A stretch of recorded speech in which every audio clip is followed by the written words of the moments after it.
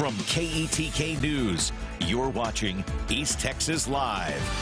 Welcome back to East Texas Live on KETK. Joining us now is Coleman. He's with the Better Business Bureau. Now, scammers take advantage of pretty much every major event or holiday to launch their malicious campaigns, and Valentine's Day, unfortunately, is no different. Online dating and social media have made it pretty easy, easier than ever, to meet new people, find dates, which are all great things, but unfortunately those platforms have created an environment which makes it easy for scammers to attack. So Coleman is going to talk with us, and he's going to tell us how not to look for love in the wrong places. The problem with meeting all these new people online is that not all of them are actually real. And it's one of the more heartbreaking scams you read about. It's catfishing, right? I think we all recognize the term. It's catfishing. They've made entire shows about it, and it's someone being fake and trying to solicit money, gifts, information out of somebody by expressing gratitude, expressing love to them. And it's really emotionally very tragic because the victims think they're getting into some sort of real relationship when in reality it's not there. And this time of year, you know, we've been kind of cooped up, quarantined for what, 2 years now. It's Valentine's Day, or it's Valentine's season. Kind of the folks are lonely. There are folks out there that are looking, and you hit it on the head. The digital world makes it easy to meet people, but these people aren't always real, so you just have to be so very careful, especially when they start immediately asking for things. Yeah, definitely. Now, why are these schemes becoming more and more common? Well, you nailed it. The invention of the internet. Right? The invention of digital dating sites, whichever ones you see fit, it just gives people the ability to connect with people so much quicker. The tips we want you to look out for, because these are all happening.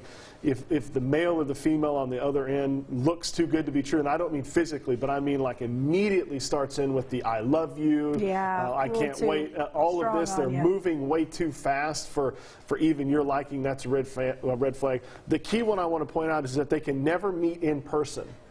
If you can never meet these people in person, that is just a dynamo red flag that you want to stay away from, because that's an almost surefire sign that they're unwilling to do so for some reason, mostly because they do not exist. And they always have some hard luck story, right? Like, I've just gotten out of a bad relationship, or I've lost my job, or I've lost this, and I need money, and I need gifts, and I need companionship. And as much as we can sit here and be like, well, yeah, obviously you should be able to recognize that, there's a lot of people who don't. And I sympathize and I empathize with them, because they don't know it until it's too late. You've sent money, you've sent gifts, you've sent this, that, or the other, and it's too late at that point. And so whenever you're considering getting into some sort of relationship online, somebody you can't meet or haven't met, we just want you to be very, very, very careful in doing so, because it's tough, it's tempting, so you have to kind of fight that battle between what's real, what I feel, and what's real. So. Right, yeah, and I think catfishing has been around for quite a long time. I think what's worse about it now, though, is the fact that people are having more opportunities to be even trickier. Everywhere, yeah, and one of the easiest ways, I can just go to the internet and pull up a picture of a really good-looking guy or gal, and that's me. Yeah. Right? Or you can go on someone's... I take a picture of Carson, this me, date me.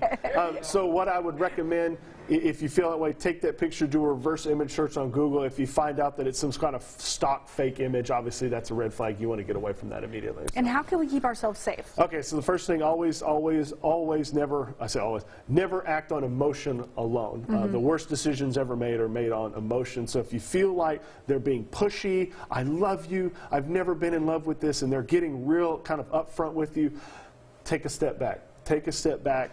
Breathe. Reverse image search them. Make sure. Do your own homework. It's okay. Like, hey, if people date one-on-one in person, you're still kind of you still kind of smooth them out. Yeah. So do some homework online. Be very, very careful, and never give your information to people that you haven't met in person. That's the key.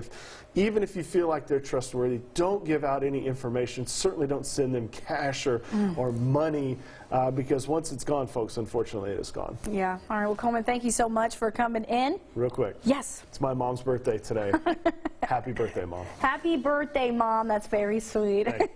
Thank you for coming in. Thanks for those tips. I really appreciate it. Be safe out there, folks. Yeah, definitely, especially around this time of year. All right, we will be right back with the second half of East Texas Live in about 2 minutes.